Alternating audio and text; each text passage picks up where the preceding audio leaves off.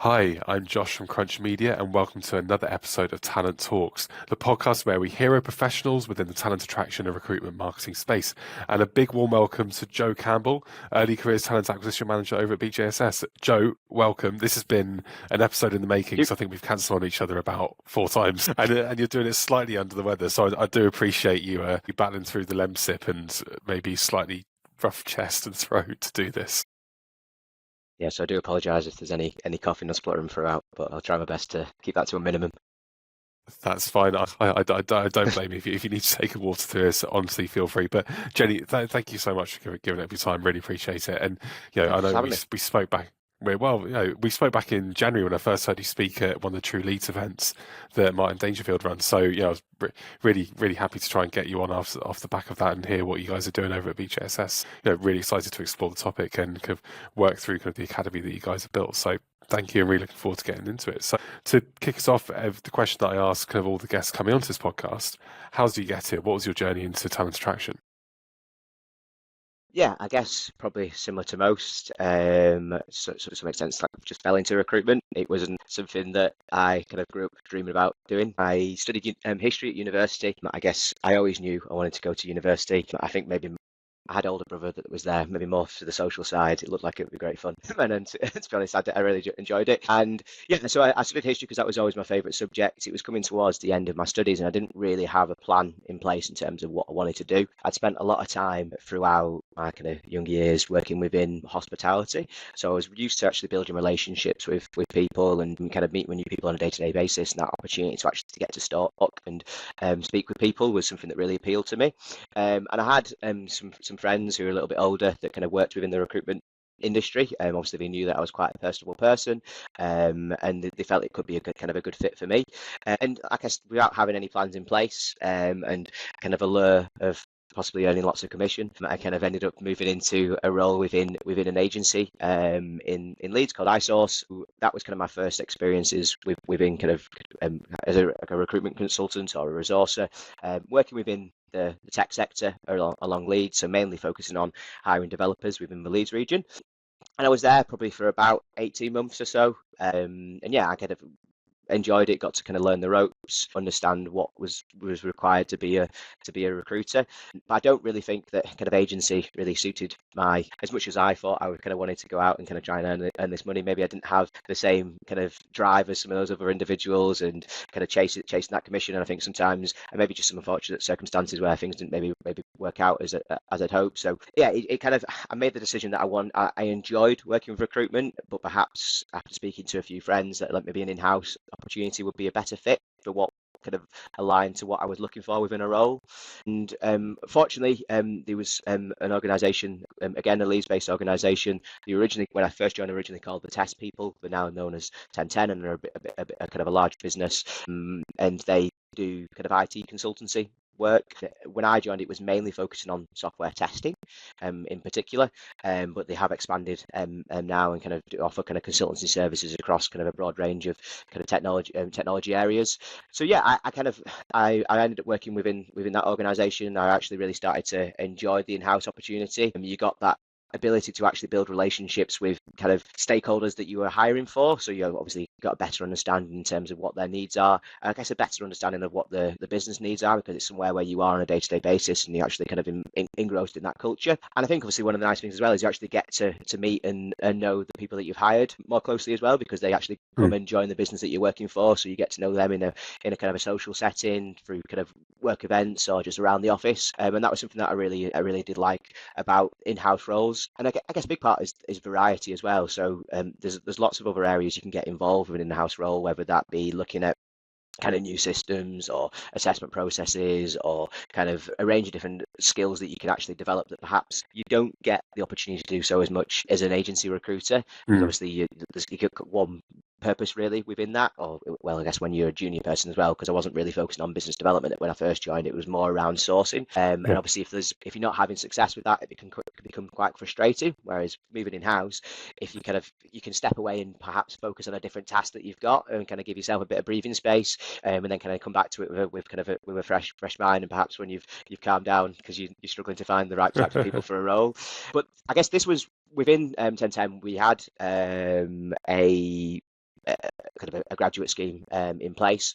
We had someone within the organisation who was looking after that on a full-time basis who actually left. So myself and my colleague Mark, who were the recruiters in the business, took on responsibilities for hiring within that kind of early career space for the graduate scheme, and that was my first kind of exposure to roles in that particular area, and it's something that really kind of piqued me interest, and I started to build a passion for. I think it was something where I guess at that time I was still quite similar in age to the individuals that we were hiring, so I felt maybe I got a bit more of a kind of common interests or an opportunity, an ability to be able to build relationships more easily because we kind of had shared kind of experiences, we being of a similar age. So yeah, I was involved with kind of helping to hire a number of kind of early careers people into that organisation, which was something that I'd really enjoyed. They then hired someone on a full-time basis actually to look after that, and I think I realised perhaps that it was an aspect of my role that probably I wanted to continue to kind of have. So I started to look at some other opportunities. At the time, BJSS weren't actively recruiting, but they were an organisation that I had been involved with recruiting when I worked in agency, and I knew they had a really good reputation in the market in Leeds. I knew that they obviously did hire good people because they used to be a really hard client to hire for. You were always really pleased when you got kind of someone Basic accepted. candidate. Even in the interview, I was pleased with it, BJSS, to be fair. So I reached out to the recruitment manager and just said, obviously, I'm looking for an opportunity. I know, obviously, you're a good local business. And actually, they came back and said they had something that was coming up which actually seemed perfect because they were looking for someone to do part-time looking after experienced hires, but also to help support with the graduate recruitment in Leeds. So it's obviously with the experience that I previously had and the kind of the interest and the passion that I've grown within that area, it seemed like a really good fit. So yeah, I kind of ended up moving there, and that's well, it'll be 7 years in April, so been there for quite a long time now. And I guess, like I say, initially when I first joined, I did have some focus on our early careers hiring, but it was the way that our academy program was structured at the time was slightly different. It was a bit more regional or location based, so each location would hire their own graduates and would kind of run a slightly different course. And the way it was structured meant that actually, so they used to do 1 day a week off projects where they do training, so they were getting placed on projects from the very, very start. So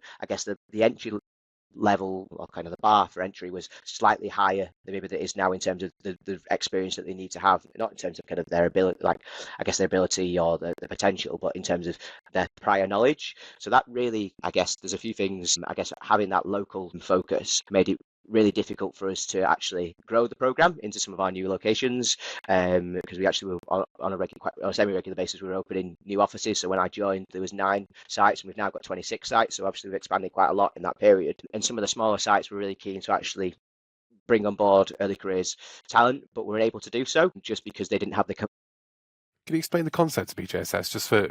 Okay, yeah, sorry. Before we dive straight into it, I think it'd be good to understand what BJSS do to then connect the dots between the academy. Yeah, so we are an IT and business consultancy. So we, for the most part, we build software solutions, so bespoke software solutions for a variety of different clients, and that's kind of really varied in terms of the organisations we work with, from public sector, so organisations like the NHS, the Home Office, and various other government departments, through to kind of large international banks and insurance companies and other businesses within the financial services, to commodities organisations, retail, media. So really quite varied. And I say, yeah, and we offer kind of a full end-to-end service when it comes to kind of building software. So we have a consultancy team, so maybe more aligned to traditional kind of strategic and operational consultants that kind of first people on the ground, really understanding what a business's problem is, and then providing some advice around maybe a digital strategy you can implement.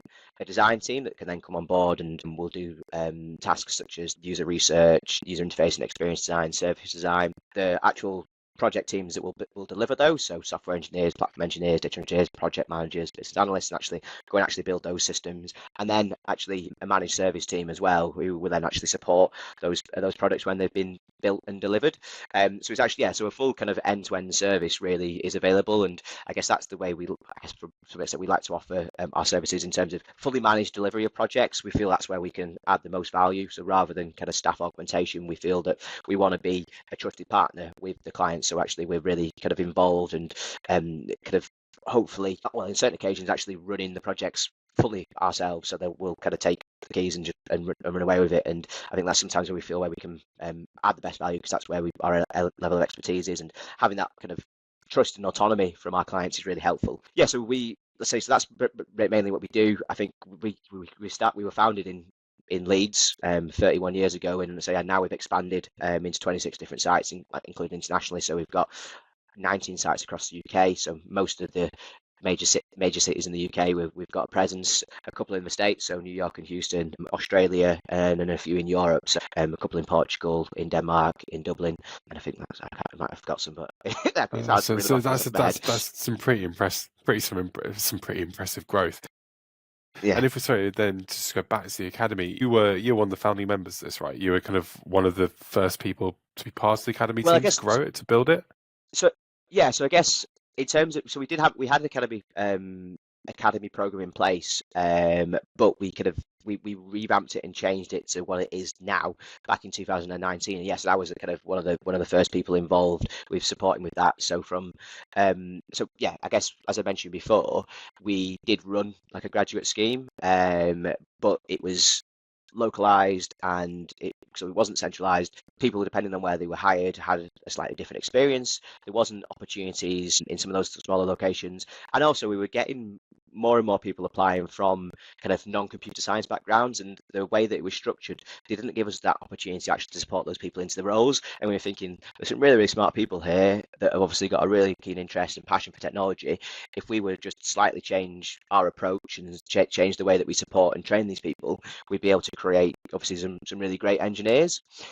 So I guess working with different parts within the business. So I guess from my perspective, it was more a focus on how do we source new candidates, and actually working with the academy manager and our the head of the academy, looking at actually how we best support people once they join the business as well. So we completely changed. We moved to a centralized model, which allowed us to hire into, I think we've hired into 13 different sites now, rather than maybe 3 or 4 that we were doing beforehand.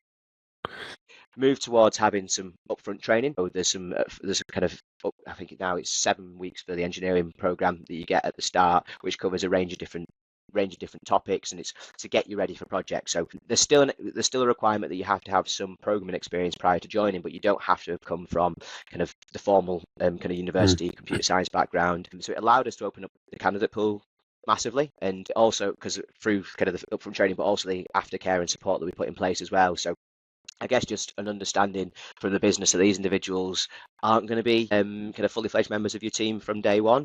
It's going to provide them, you need to provide them with kind of some support. I guess the pressure's not there to get them billable on a client straight away. So actually it's more about kind of that experience and getting them up to speed and where they need to be. And then a few other support functions in place as well. So access to further training and development. We have like a technical mentor that we've assigned them. We'd have a buddy scheme as well, where they can actually partner with someone who's been through the program themselves previously and have got first-hand experience of going through that. So as I said, it allowed us to open up the talent pool. So we've seen that to be a really, really positive change, because we've gone from hiring maybe all computer science graduates who obviously will join the business, and I guess traditionally just the makeup of those types of courses is very kind of male dominated. So I guess one of the things that it's allowed us to do is change and increase our diversity, but also kind of diversity, not just in terms of gender, but also people's previous backgrounds. So around about 45% that we've hired now over the past kind of 5 years, and that's nearly 400, well, it's over 400 candidates that have joined employees that have joined the business. About 45% are actually career changers, and they're people that have come from a really wide range of different kind of walks of life. And so we've had people from lots of teachers. That's the most popular pathway, actually, to be fair. People are a bit disillusioned with teaching nowadays. Maybe reflective where teaching is at the moment. Exactly, yeah. People from legal professionals, dentists, people who are tradesmen, small business owners. So it's really, really varied, and I think it's been a really positive change. And I think at the start, that was one of the key challenges that we faced, was actually the business to understand that you don't have to have gone to a Redbrook University and achieved a 2-1 in computer science in order to be successful in this particular field. I think it's a change that we've seen within the industry as a whole, and I guess with the rise of kind of like boot camps and various different avenues that people can actually develop these skills. But I think obviously that first kind of cohort when we were doing it was difficult, but then the proof's been in the pudding. Like, we've seen some really, really, really great people that have joined us that have come from different backgrounds. I think with those individuals that are career changers. They bring a completely different set of skills to the table. I guess a different approach in terms of how they think about problems. It's those professional skills and understanding of the working world, and that perhaps is really difficult to teach people. So if you've come from a teaching environment, you're probably not going to be stuck in such a difficult situation as having 30 teenagers abuse you. So you might get a couple of abusive clients, but you might actually you've been in difficult situations which are harder to deal with. And also I think the commitment, again, you've had people there who've spent a lot of time and effort developing a career, and these obviously are respected careers, but they've decided they want to make a change. So actually starting again, you'll see they've got a lot of commitment to make it work, a lot of drive to make that work, because it's a really big decision for them. So yeah, I think something that was, I guess, lots of people have started to do now. I think we were quite early on in terms of adopting that type of model, and we've seen, I say, some really positive changes in doing so, and it's had a really good impact on the types of people that we've hired into early careers roles, and I guess how quickly they progressed, or the types of role they've progressed into within the business. So you've effectively created a not a traditional grad scheme model, but in a non-traditional way. You're bringing those career changes into the business. You're diversifying the business from a talent attraction pool. You're obviously building those candidate pools, at a way earlier stage. And it seems to be a movement within what I guess kind of wider businesses. You look at the hospitality industry. I know people are doing it within hospitality as well. I had Sam Slado from D&D on the podcast earlier, and they're doing a similar thing also. So you're almost future-proofing the business, aren't you? And kind of making it more accessible, because you don't just have to lean into that one graduate market to actually get a result out off the back. Yeah, definitely. I think there's so many, like I say, there's a lot of focus now in so many roles available in the tech sector. Obviously, it's hard to escape it. So all organisations, no matter what industry they work within, will have a tech team, or will rely upon some form of technology to help them work as a business. So there's so many roles, and I guess and people who are generally interested in it. So it's actually creating those avenues and pathways for people to be able to find their way into a business. So just because you've started off in a different industry and actually gained good experience and good skills, it seems mad that you wouldn't give that person an opportunity to develop as well.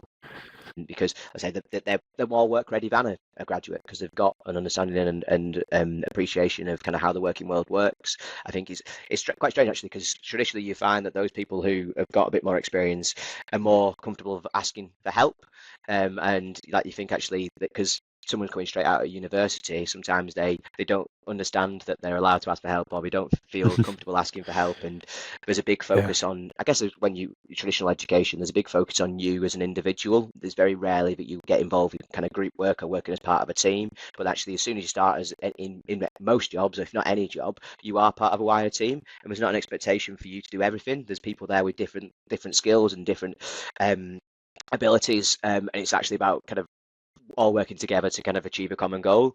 And I think coming straight out of education, maybe that's not something that you have too much experience and exposure of, because you're always assessed on how well you do. So maybe you don't feel comfortable asking for someone else's help, because you'll feel it's detrimental to kind of how people perceive you.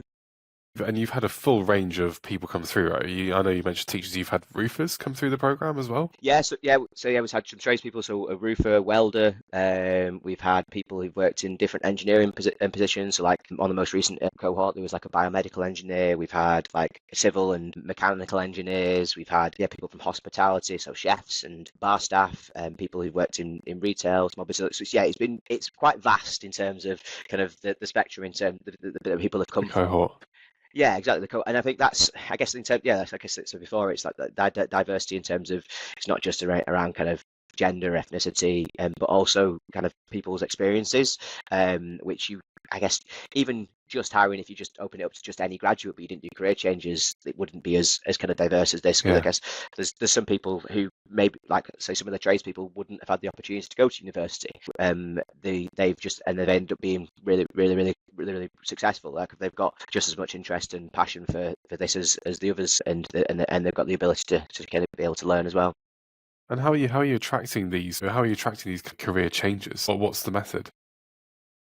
So we work really closely with a few different kind of boot camps. Probably, well, a big shout out to kind of North Coders. They're an organisation that we've worked really closely with over the past few years since we started to do this. They're doing some great work in regards to kind of upskilling people in this particular industry. But there's loads of businesses that are doing it as well. So we've worked with a wide range of different boot camps. Also, kind of the government digital skills boot camps. So it's like the government funded courses that are available. I think now we've built up quite a good reputation. So we've won a few awards. So we just advertise in the traditional ways that we would do. But yeah, I think probably our most kind of lucrative pathway would be working directly with the boot camp. So obviously we'll go and get involved, whether that be just attending kind of meet the employer events, or if we're asked to maybe support with some of the content through the course they're delivering. And I said now over the past, because we've built up a good reputation with them, we've hired people from them, kind of their own internal like employability people will always kind of push people towards us or promote the opportunity that we've got available here. But they've been a really good avenue, and I think obviously the government have been quite good at actually supporting those. And North Coders traditionally was a paid course, but they've actually over the past few years received a large amount of funding from the Department of Education that's allowed them to provide these courses for free, which obviously again will open it up to a much wider pool of people. Even because if you are a career changer, you have to, it's a full-time course, so I think it's 16 weeks, so you have to make the decision to no longer work, which obviously is a big decision and obviously quite a financial commitment. And then previously you had to also pay for it as well, so it's still a large financial commitment to actually be able to find the time to take the time away from work. But now at least it's being funded, and I know they've got a very kind of successful kind of placement rate afterwards. So hopefully there's not a guarantee, but there's a high chance that you'll find a good opportunity within the industry after that. That's amazing. If you look at the work that you guys have achieved over at BJSS, how do you see the industry moving the next 3 to 4 years? What comes next? So I think we've seen kind of lots of organisations have a bit more of a focus towards generating their own early careers talent. So kind of growing out their own kind of academy or kind of graduate programs, and a shift towards this type of model as well, where it's not just graduates. We have got a lot of, I think lots of businesses now look to career changes as a really lucrative talent pool. I think we're seeing, I guess, from our perspective as an organisation, we do kind of quite a lot of work within the public sector, and a lot of the kind of bids that we put into those types of clients. There is a requirement for the work that we do in this particular area. So what are we doing as a business to support people into careers in technology, or kind of what we're doing to support underrepresented groups and to provide them with opportunities? So there's a focus on that. So it's something that we have to continue to do. Like I say, it's excellent to kind of help with our growth, but also from a social value point of view, it's something that's important to us, and it's kind of integral to kind of our social value proposition as well, around actually providing opportunities for people from different backgrounds and probably underrepresented groups. And I think there's, especially when you speak to the younger people, so they actually have more, I think they've got more of a social conscience than maybe previous generations, or when it comes to work. I think it's always a question that arises in terms of, or something that people raise in terms of the work that we do, from kind of like CSR or asking questions around that particular area. So I think the kind of the workforce will be more and more, and I guess as they become more experienced, the people in management positions will see that as an important thing that we need to focus on. I guess we've seen it as well from the government. They're trying kind of focusing on trying to provide opportunities for people getting into new careers. So with the change, we've obviously, first initially the introduction of the apprenticeship levy, and now some of the changes they're making to that, and making it a little bit more accessible. So I think they're changing it now. It's more of a skills. It might not just be apprenticeships. It's like apprenticeship and skills gap levy. So they're going to release a skills report on a regular basis to look at kind of what are the required skills within industry in the country, and then so where does that funding need to be focused. And there's like the introduction of kind of shorter term apprenticeships, which obviously can get like foundation apprenticeships to get people in the door, because sometimes actually it's quite a large commitment for smaller businesses to commit to an apprentice who might be on a 2-3 year long course. So actually this is doing those shorter courses give you an opportunity to actually to support someone looking to get into the industry. And I think maybe we might see as well a move away from it just being used for apprenticeships, so actually giving you the ability to use that funding in different kind of areas of training, because obviously there's lots of kind of other training that could be available that's outside of a traditional apprenticeship. But I think if we can actually, they can be a bit more transparent in terms of where that funding's going, or what it can be like. So if it's not being spent, are you actually then investing that back into education? Are you investing that back into actually growing those skills with things like the digital skills boot camps that they run themselves? That'd be because I think, yeah, I guess there's, especially in the tech sector, it's continuing to grow and grow and grow. There's new different types of roles. So people would talk about, obviously they feel that AI is going to take away people's jobs, but actually probably in the tech sector it's creating more jobs because it's actually people Yeah. who actually need to understand and operate that and how that works. So there's always been a skill shortage in this particular area. It's only going to grow. I think the young people are digital natives. They actually understand how technology works. They're some of the best. They've grown up with technology. So why wouldn't you want them in your business actually helping you to develop and grow that? They're the people who use technology more than anyone else. They've used it since they've been kind of babies. It's insane when you see children now with an iPad or with an iPhone and how easily they can navigate it. Tell me about It's it. yeah, it's quite I've got a scary. I've got a 4-year-old who can turn on Netflix and put anything on YouTube on. It's crazy, Yeah, and he can find the well, channel. that's the thing. He looks what they use the microphone function to find the channel they want. Yeah. So that's the thing. So they're so comfortable with it. They understand how it works. They're the users that it's kind of aimed at. So they're the best people to be kind of working in the organizations. And I guess the people who've got the most interest in it because it's something that they do all the time. Like they sort of like whether it's gaming or kind of like say watching kind of films or videos, or you get a lot of young kids actually get into programming as well from quite a young age. So yeah, I think we'll start to see more and more of a focus on this, and I think there's a number of factors as to why. And I think I it's think not a negative thing at all. No, I think it's the people's perception of university changes as well. The way that you access those graduates and that market will change too. So there's going to be, I think there's quite a big shift coming culturally, especially within the United Kingdom, Yeah, if we don't sort of think about the career changes now, but kind of the younger audience, how those younger audiences are going to university and what they're looking to get out of their yeah. career moving forward. So I think there's a lot of change on the horizon. Yeah, I don't think it doesn't have the same weight it once did. I don't feel like a degree. There's lots more opportunity that might be proved more viable. So obviously degree level apprenticeship. So we hired some degree level apprentices last year. So they're working toward, I think it's called like a technology consultant degree, but we were focused towards whatever. So you can focus on software engineer if you want. So they can join us and they will work for us for 3 year on apprenticeships of the same length as what their degree would be, but they're also then gaining 3 years work experience. They're getting their degree paid for rather than getting into debt. So at the end of it, they come out with a degree as anyone else would at a university, but they've also got 3 years of work experience under the belt. So you're 3 years ahead of your peers. So yeah, so why would you not want to go down that avenue? And I think there's been changes in education in general, hasn't there? So there's moving back towards maybe a bit more of a vocational style with the kind of new requirement that you have to stay into education until you're 18, but that could be an apprenticeship. And I guess just the level and the amount of apprenticeships that are available. I think obviously when we were coming out of school, if someone mentioned apprenticeships, you'd think it's probably going to be like a trade, so you'd be a mechanic or a Yeah. plumber or something along those lines. Whereas now there's hundreds and hundreds, and like pretty much any job you can think of, kind of they're all still available. All the kind of office-based roles that you could think of. There's an opportunity for you to kind of gain a qualification, but also that workplace experience as well. And again, well, another example with T levels as well. So there's a change even at a younger age. Now with introduction of T levels instead of I think it was like MVQs. It's replaced, which require workplace experience as well for you to be able to pass those. So yeah, I think the education system hopefully is gearing younger people up for a different route, which doesn't traditionally mean that's traditional continue with education in university. I think it's got to find a more agile pathway because you can see the challenges it's all facing. But I'm sure you could do a whole podcast, a whole series on that itself. As we wrap up, Joe, kind of looking back at kind of everything you've done with BJSS and the steps you had before, kind of on your agency side, with hindsight, would you do it all again? Yeah, I think as I said before, I didn't really dream of being a recruiter.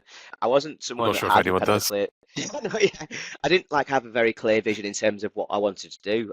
I always enjoyed sport when I was younger, but I always knew I wasn't good enough really to make it as a sports person, unfortunately. So, but like I say, I always knew I wanted to go to university, maybe for the wrong reasons. So I did, and I chose to do history, but I didn't really see what that would lead to. But yeah, I've really enjoyed my recruitment. I think it's been a great opportunity to kind of, I guess, do things that I enjoy. So getting that opportunity to get out and meet people and speak to people on a regular basis.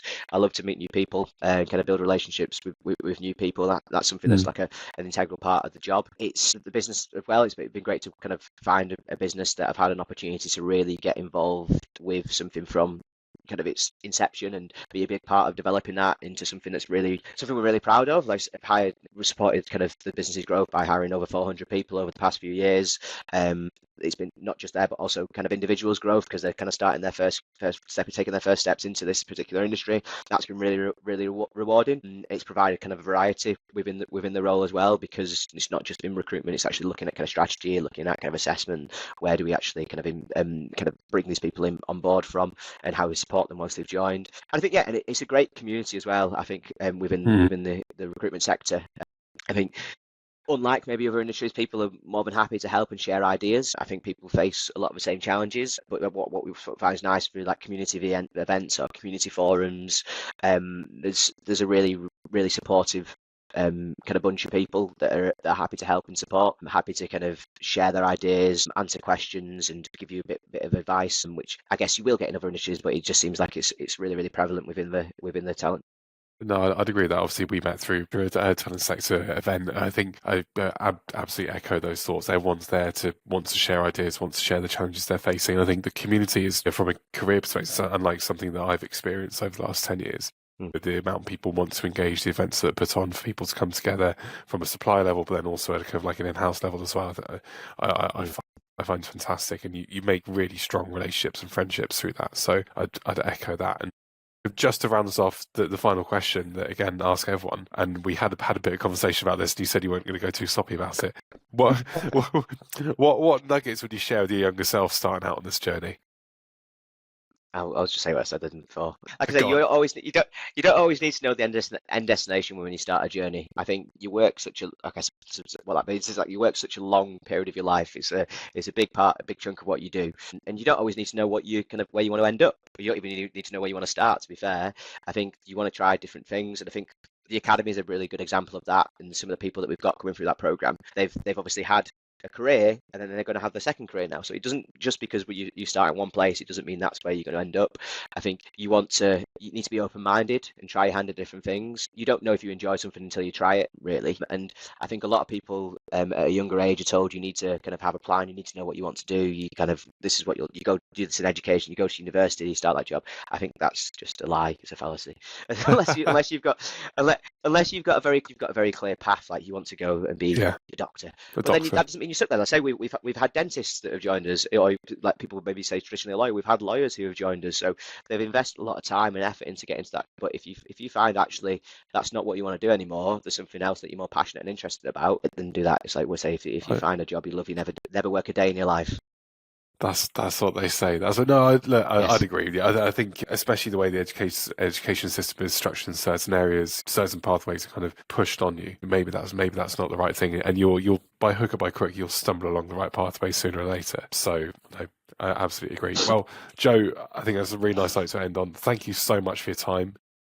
Thanks for joining me. It's going to be I think one of the last ones of the season, maybe give and take another episode. So thank you very much for carving out the time, pulling yourself out of bed and off the Lemsips as well to join me. It's, couldn't tell, but yeah, thanks. Hope you enjoyed it. Not a problem. For anyone thank you. For anyone listening, please like, subscribe, share. Joe, once again, thanks for your time, and I'll see you on another episode of Talent Talks. Thank you very much.